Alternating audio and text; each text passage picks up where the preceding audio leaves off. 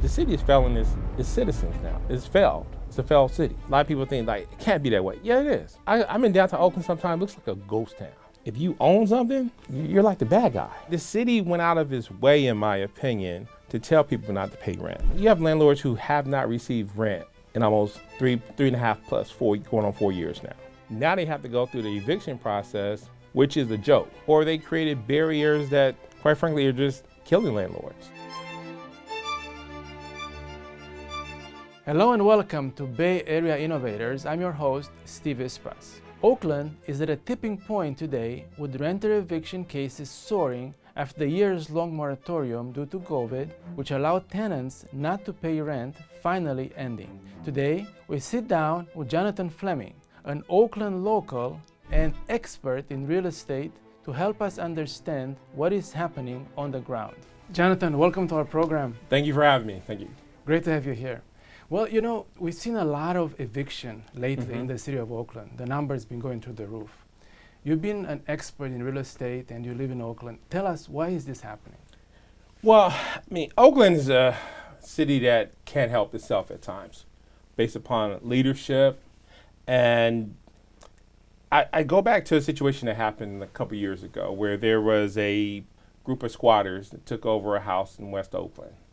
And they were a group of people who basically, it was a faceless corporation that owned investment property in Oakland. And they were allowed to basically go inside, squat on the property, and it created this big media bonanza in terms of, you know, about property rights, about corporations buying properties in neighborhoods.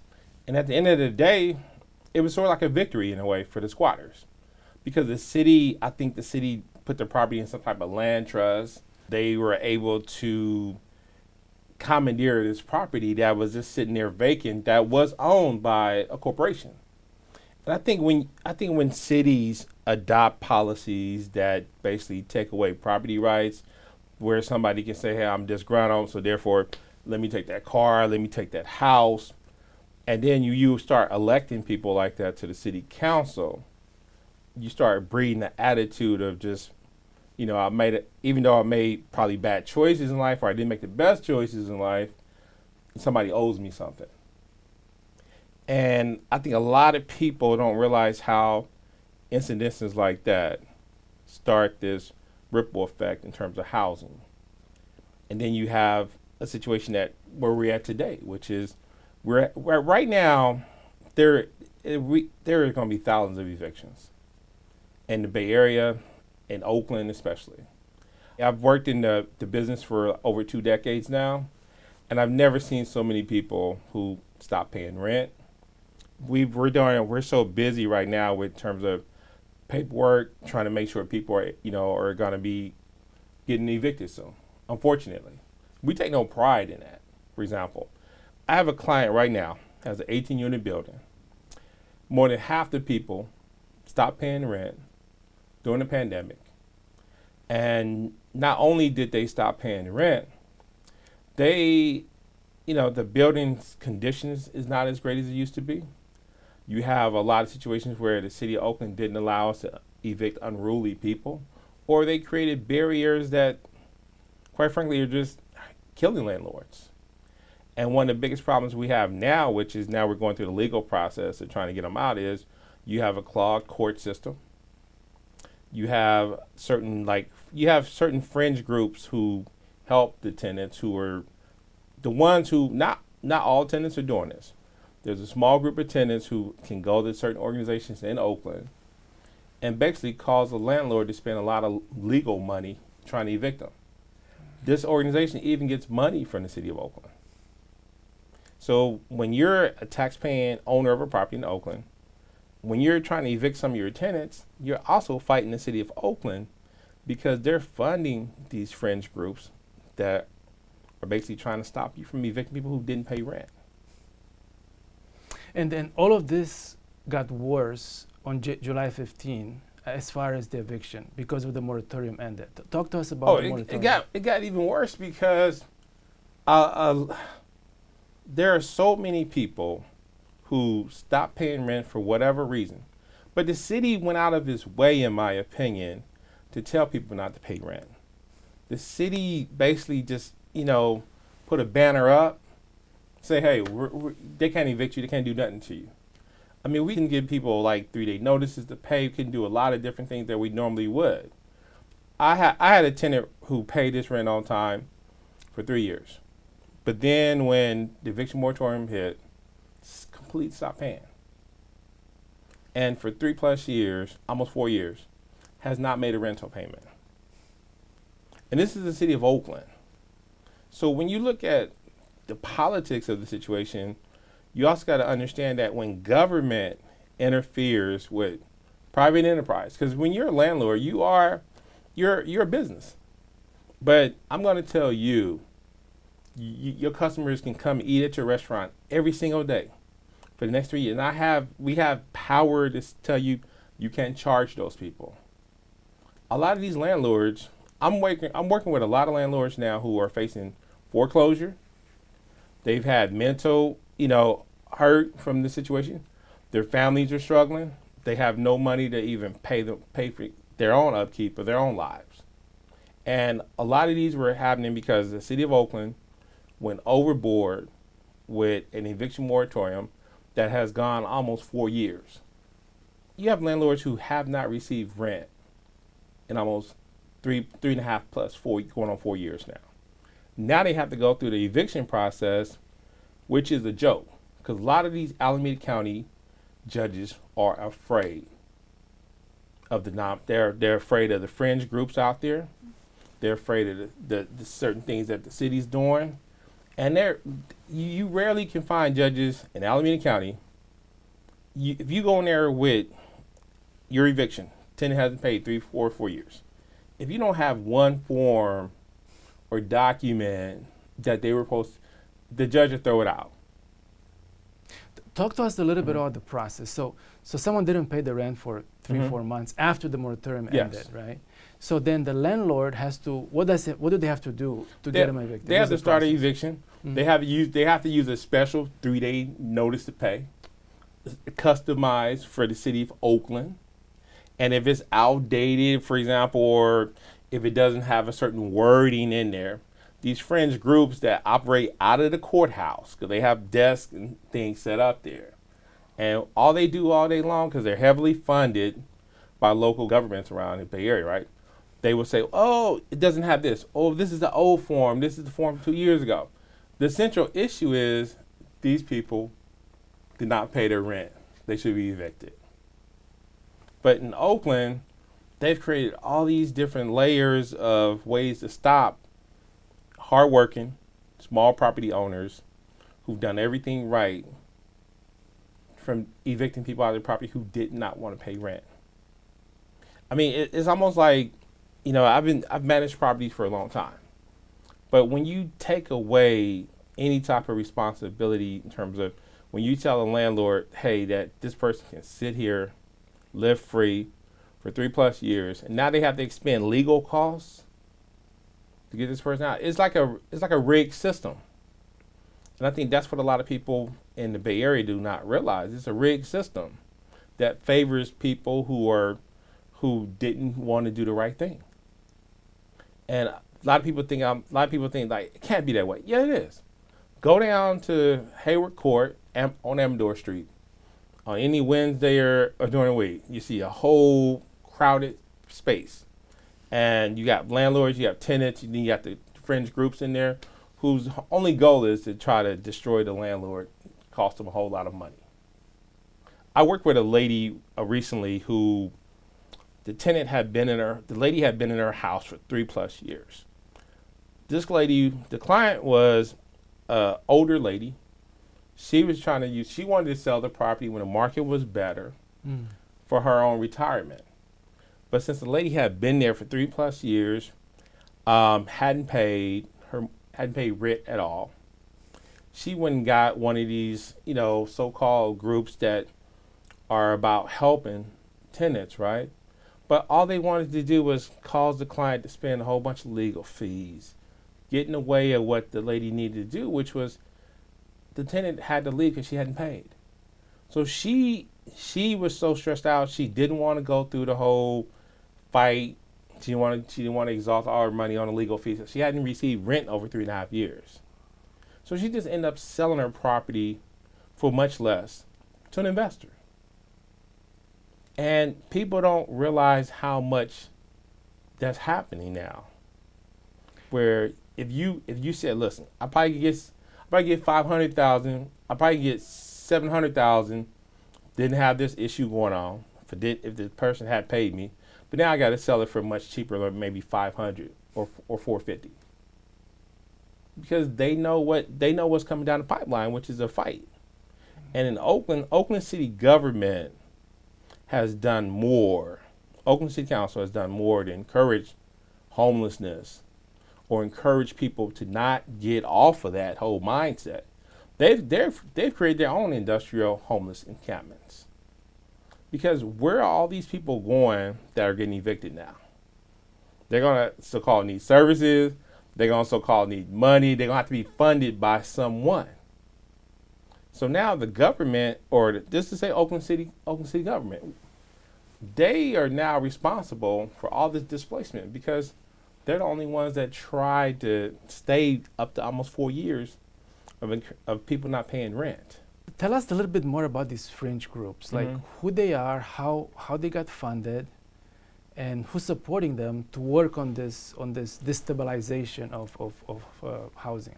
A lot of the groups are really just, they have a lot of staff attorneys there, and a lot of city governments will give money to groups that advocate on behalf of tenants. But in reality, what some of them are doing now is they have to feed themselves, right?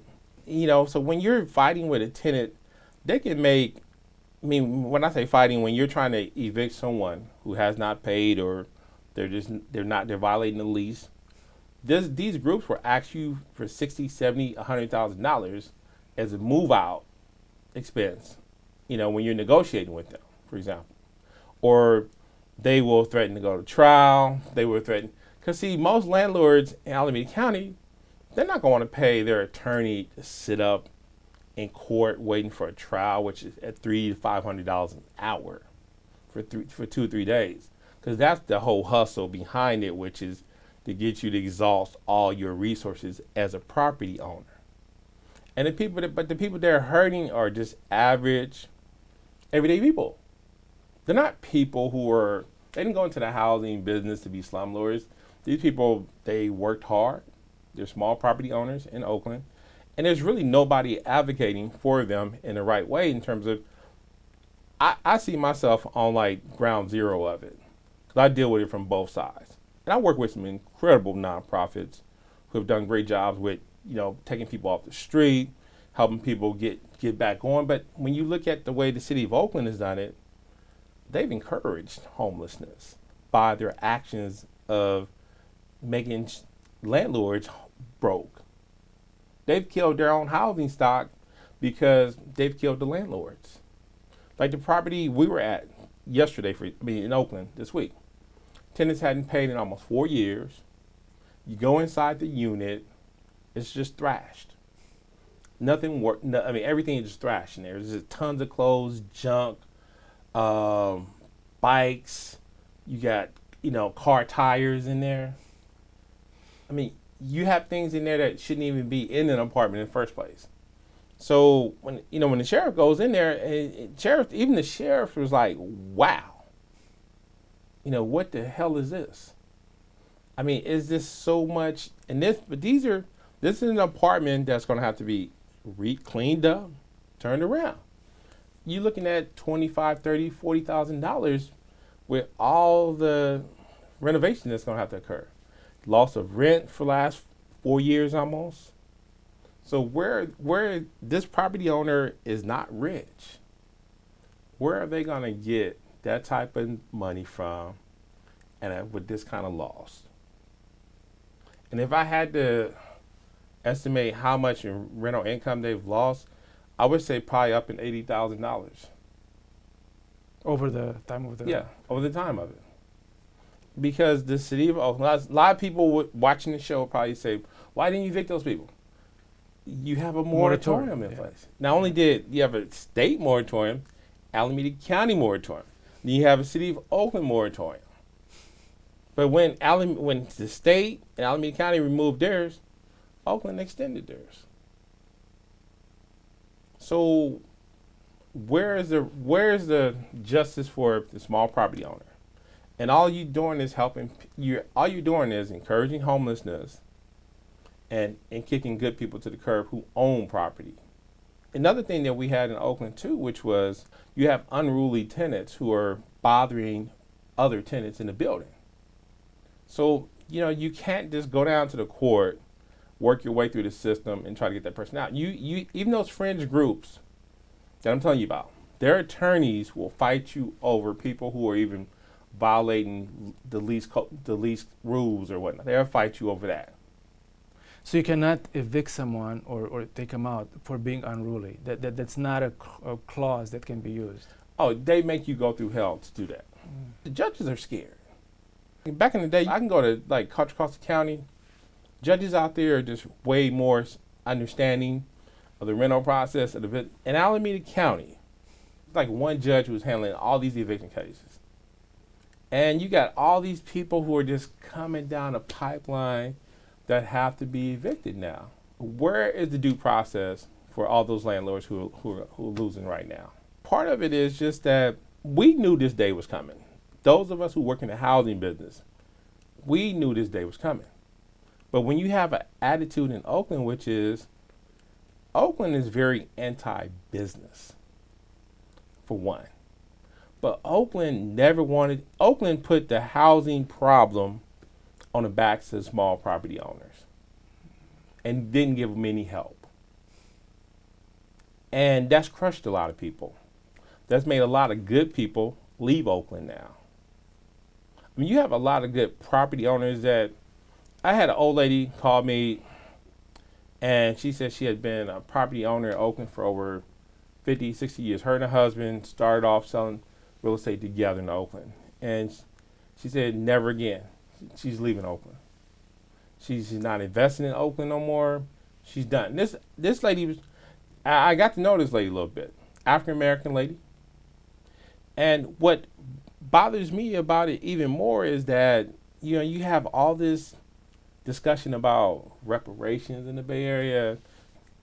The city of Oakland has done more to take from, that I've witnessed, to take from black property owners. So why are you talking about reparations? To give. Yeah. These people already have something, but you're taking it from them. But then I'm watching on the news about, reparations. And these politicians are talking about reparations for African American people, black people.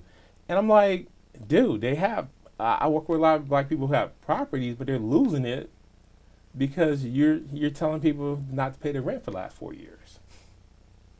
I mean, it's the craziest thing I've ever seen in my life. And most people, unless you work in the industry, you won't see it as much this way. There's not a week or day doesn't go by when I don't get a call from somebody.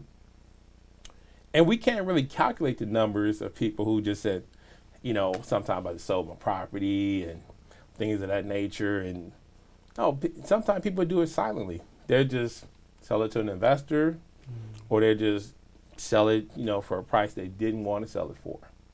And they're leaving. And that's what you're having in Oakland is you're losing a lot of good people because of the ignorance of the Oakland City Council. I mean, I've been upfront about it. I've advocated for recalling the whole city council because I think you cannot, if you look at the incompetence by the old Oakland City Council, and I've told a lot of people this, you have to get to the point where, you gotta take the whole thing out now. They did this for 4 years, almost 4 years. Stop these people from getting income from their properties. And now we're about to have a whole bunch of slum-like looking properties. We're about to have a lot of properties that are just in horrible condition. And you're not going to have property owners who are going to be funded enough to even keep their properties up. And just like I was telling you about the 18-unit building where half the people stopped paying, now since we're evicting them, we're trying to evict them, they're basically running to the city and telling the city that, well, I have this problem with my unit or I have this problem. So now I'm dealing with building inspectors coming out to the building and saying, well, you have to fix this, you have to fix this, you have to fix that, because they're doing anything they can to stop the eviction at that point. And the property owner is got to pay all that money for for units for stuff that he didn't do wrong. But that's the defense in Oakland, which is called a building inspection. And the building inspection department, they'll come out to the building, they'll tag you for anything. They'll tag you for a squirrel walking by your building. I mean, that's how ridiculous it is. And that property owner gets a big letter from them, fix all this by a certain time, otherwise we're going to fine you. And the tenant will take that letter, run to some of these friends groups, and then they'll use it to try to deny you the fact that you can't evict them. So even though they might owe you $80,000 to $100,000 in back rent, they're gonna do everything they can to try to stop you, and that's what the city of Oakland is. Give us some examples of what that could be, like a faucet running or something. Or it could be a lot of times this tenant caused damage to their own property. They didn't report it. I had one guy, he didn't report a leak because we had been trying to get in touch with him because he owed back rent. But he never called us about the leak because he owed his back rent. But when he got the eviction notice, that's when he called the city of Oakland and he says, like, they're not fixing this, they're not fixing that. But the guy basically just dodged us the whole time because he didn't want to notify us. So you not only do you have to try to get in the units, do regular inspections, and they're trying to stop you from getting in there, but then you have the city who's put themselves in this police type of manner where they want to give you this letter saying fix this or we're going to fine you. And the fines are heavy. I mean, if you don't do what they tell you to do, they put a huge fine on you. And there's really no appeal process. The appeal process is a joke. Even if you're right as a landlord, the appeal process is a joke. And these guys are just trained to come out there and just tag your building, find whatever you can, and just they're basically trying to put you out of business. And when we talk about small property owners or good people owning property, what small property owner has that kind of money, and those kind of resources to be fighting with city, the lawyers who work for the fringe groups trying to stop evictions, and then you have to fight the tenants at the same time. That's a lot of resources. So people don't understand, like with Oakland is, you have to look at maybe recalling that city council because the policies they put in place, just for example, look at what's going on with our retail businesses in Oakland and whatnot. They're getting robbed at gunpoint. And they're closing down. Yeah, they're closing down. I'm in downtown Oakland sometimes, it looks like a ghost town. I'm like, Oakland used to have a lot more energy. I was recently with a friend of mine. You are hard pressed to get one of your friends to come meet you in downtown Oakland because they're afraid of their car getting stolen, they're afraid of somebody breaking their windows, or they're just afraid of getting a crime happening to them. And it dawned on me a while back when I was walking through downtown Oakland. I walked from 12th and Broadway. I walked about 4 or 5 blocks. I've probably seen about 8 to 9 different cars with the windows like broken out. And then I see shop owners. You go up in the Walgreens, everything's locked up, and people don't realize that small businesses, they've gone through riots where people broke their windows. The city is failing its citizens now. It's failed. It's a failed city. Let me ask, why is this happening? How did we get here? I know about the moratorium and the COVID, but how did the city leaders fail the city so much? What was the reason behind it? When you look at the city of Oakland, just like I was telling you about the squatters, okay, and then that person gets elected to the city council, right? Oakland has to get to a point whereby you got to feel good about a hard day's work. Meaning, we shouldn't be telling people like we shouldn't be advocating for people not to pay their rent, their bills. We shouldn't tell them that this woman that owns this 4-unit apartment building is a bad person. Now that person just worked hard. They were in a position where they wanted to become a property owner. They got into the rental property business. We should celebrate people that found a career or either got some skills, worked, saved their money, invested. The attitude should be, that's what we want. But in Oakland, because the mindset, the politics have gotten so out of control, we see this person as like the enemy now. Like people like me who grew up in the city, started their own business, grew up in East Oakland, still live in East Oakland, right? They would accuse me of being part of a right-wing conspiracy now in Oakland, like the Bay Area politicians, people like me. I'm not affiliated with no politician. I have no friends who are politicians, right? But people like me are considered part of this right-wing conspiracy theory because I'm advocating for, hey, work, pay your bills, But in Oakland, that attitude is used in a way to from politics-wise, it's used as a way to just manipulate people. Like we've had this Super Bowl in California in the last 4 years, right? We've had NBA games. But Oakland's the only city. Oakland is in California. Oakland says, "Oh, you're still suffering from COVID 4 years later. That's why you can't pay your rent." That's crazy. I mean, I was reading this article the other day about they were building a affordable housing complex, and it was like they're gonna build 47 units at a cost of maybe $15 million, for example, right? And I know a lot about the affordable housing industry. It could be a beautiful industry, right? But we're not training people. We're not giving them job skills. We're not giving them things to say like, listen, I want to build and empower myself. We're not doing that. We're just doing stuff like we're giving them something, giving them something, giving them something, right? And then we're criminalizing or making people out to be bad guys who actually bought a property and said, listen, I want to be a property owner. I want to be a rental property owner. So I want to help people's lives. I work with landlords who invest a serious amount of money in their properties. They want to be a part of the change in the community.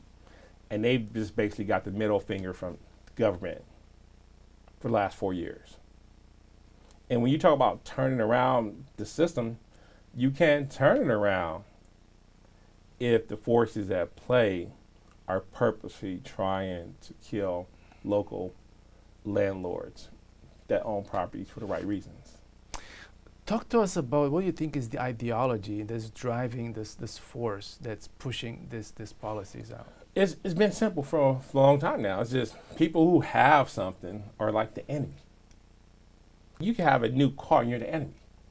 I mean, Oakland's gotten infected with this socialist Marxist ideology in its government, and it's unfair to property owners, it's unfair to the entrepreneurs, it's unfair to the business owners, because when you go into business in this country, you go in business with a profit-seeking ideology, mindset, or ability to do it. But in Oakland, you have a group of people who said basically, we're going to try to funnel this money to other groups.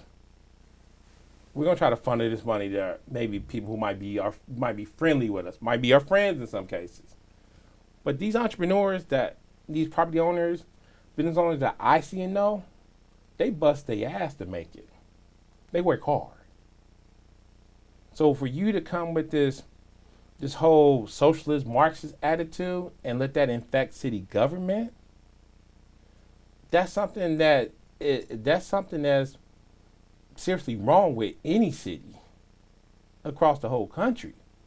And right now in Oakland, you have people who consider themselves to be, very liberal, just not crazy. Because the mindset today is that if you own something, you're like the bad guy. When do you think this started to change as far as this ideology moving towards this socialist agenda? I think a lot of it has to do in the last 4 or 5 years, where people were, politicians, they started painting property owners as public enemy number one because they had this huge housing issue, right? But we've had a housing issue. We have homelessness forever in California. When you go back to the 80s, the 90s, you've always had high rent. I mean, you've always had people who said this rent was too high. Now, all of a sudden, you're going to tell me that all of this is a result of high rent? No, local governments are encouraging homelessness because they've devalued ethical principle, which is work hard, pay your bills, pay your rent. But see, when you're building that mindset into people, then you wonder why you have homelessness problem now. But you just went on TV in news conference. You just basically say you don't have to pay your rent. If any landlord is messing with you, let us know because we go charge them or something. Like we do whatever we have to do legally to to go after them. So when you said your question was when you asked me how does mindset come about, right? We've devalued hard work. We're just working anyway, and we're basically saying, okay, government will basically has all the answers. Government has never had all the answers, and government won't have the answer to this housing problem. I mean, if you look back through history, it's never ended. It's never been that way. But in Oakland is a good lesson for the rest of the country because the political leaders they went far radical. They endorsed the mindset that in the end it's hurt them. So people go to vote, right? Mm-hmm. Why do people vote for the politicians who create these problems when people see the problems? I think it was just a perfect storm in the last 3-4 years. You had COVID, you had a lot of people off work, you had people who were kind of like, victims of the moment. And I think a lot of radicalism infected common sense. And I think now people are returning to that common sense again. You had COVID out there, you didn't know what it was. And as they say, historically, fear is the best way to control people. I think some nefarious groups use it as the opportunity to try to rechange civilization in a way. And it's a wayward experiment that I think a lot of people have woken up about now. And there are a lot of people are looking at it to say, like, I had a lot of friends of mine who were anti-police, who were a lot of these different things in that moment. And you flash forward like 4 years later, a lot of them are pro-police because they can't go anywhere. They're being robbed, their cars are being broken into, crime is out of control. Oakland's gone full Joker mode in terms of you have all this crime now. So a lot of those people that I'm telling you about, they've kind of like snapped out of it. They're pro-police now. They want safer streets. They want better governing now. So speaking of that, let's look at solutions. Mm-hmm. What do you think are solutions for the city of Oakland to go back to improve the situation? I'm really big about, I really think because this whole mindset got rooted into City Hall, I think you have to look at, really, like as a business leader now, we cannot be silent anymore in the business community. We have to be business owner, part-time activists now. Because if you don't, the community is going to suffer. The city is suffering. I've advocated to a lot of people, recalling the city government, recalling the city council is one quick way to change the city. Because these people have been silent about public safety. They've endorsed policies where people didn't have to pay their rent. They've damaged so many people economically now that how does the city recover? Secondly, you have to stop the city from funding fringe groups that are aligned with trying to destroy small property owners. You can't have city governments doing that. There ought to be some type of law where you stop that from happening. And just like everybody else has a Bill of Rights, California needs to adopt a landlord Bill of Rights, because there are certain things that should not have happen to a property owner. Regardless, there should be a property owner or a landlord Bill of Rights that protect them against certain type of government overreach, government things that they do that are just overboard.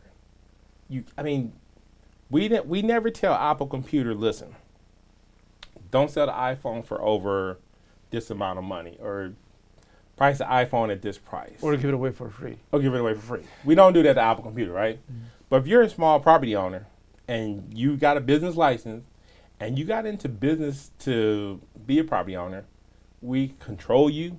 We even destroy you when we're ready to. And in California, California has gone against property rights, and they've moved into the wrong direction of that whole issue for years now. And you should not have that kind of, no government should be given that kind of power to just take from people. When I look at the people who are losing properties or the properties are changing hands right now, all of it is the direct result of government action. It's not like they did anything criminal themselves. It's not like they did anything. The government basically said, you don't have to pay your rent. And there's no repercussions. And then when a lot of these property owners, to recover their money, that's going to be an uphill battle. Do you feel Oakland is more extreme in that case than other cities or other counties like San Francisco or San Jose? San Francisco's rising up again. They saw themselves gone over the cliff, but for some reason they were able to get a rope to pull them back up, right? So I see San Francisco cleaning up a lot. I'm more positive about the future of San Francisco. Oakland, I'm not positive about right now, because I see leaders who are silent about the problem. For example, they have grant programs to help property owners who are damaged, I think in Alameda County. However, the people who wrote the bill didn't do a good job with it, because if you have a certain property size, or if your property is in an LLC or a corporation, it's all of these stupid things in there. You should just open it up for property owners, period, that need help, regardless of whether the property is held in an entity or whether the property is over 5 units. There's plenty of people who are rich that own 18, 20 unit buildings. They're not wealthy. But Alameda County and Oakland really has not done any reach out to property owners who've been damaged from their own laws that they created. And that's really incredible when you think about it, because government is supposed to exist to help people when certain things break down. And keep in mind now that Oakland has a lot of older buildings, right? So when you look at some of these properties, these landlords were paying water, utilities, and basically getting nothing from these people. Do you see people leaving the city, and how many landowners are leaving Oakland as a result of this hardships that they're going through? I think it's a huge number. I don't have an exact number, but from just working with people daily and the amount of different type of calls I get, and when I talk to other property owners and property managers, I'm a member of a lot of organizations, for example, right? And I talk to a lot of different property owners, and even when I'm down at the courthouse, it's amazing the line of people who are lined up filing unlawful detainers. It's amazing the amount of people who are down at the courthouse all the time. And these are people who are just small property owners. So what happens with the buildings when they leave? They sell them. Who do they sell them to? Who's buying them? And investors. And then you got investors who will buy them now. You got different type of housing investors. And then you have, nowadays, you have a lot of homeless owned entities by the state and city government that are buying buildings now. They're buying up buildings to house the homeless. And in some cases, they're going to be housing the same people they helped become homeless now. And that's what's so crazy about it. They created they've created a new segment of people that they've encouraged. I mean, because, like, for example, say if you were a person who didn't pay your rent for the last 3 or 4 years on COVID, and you get evicted, right? So now you have an eviction on your record, right? Probably have bad credit. Don't have a place to live now. So who's gonna rent to you at that point? It's gonna take a government entity to rent from you now. So government at the same time, it encourages homelessness. And now you got to look at this property owner who's damaged. Now they're losing their property. So as you can see, the whole system is a dark hole. That looks exactly like a communist state where I grew up, where indeed people do have housing because the government owns it all, but everyone is poor, like really poor, except for the few people in the politicians who are corrupt and who have money. But most of the people are poor. That's the direction that communist takes. This country has always been about, capitalism or ability to go out there and try to do something with nothing, right? And I've never seen such amount of people who, I mean, the people I'm talking to you about are no different than anybody else. But they're being savaged by this new set of communism, maybe what is socialism, Marxist ideology, which is, you can't have anything. Or if you do have something, you're evil. Nobody's evil because they own property.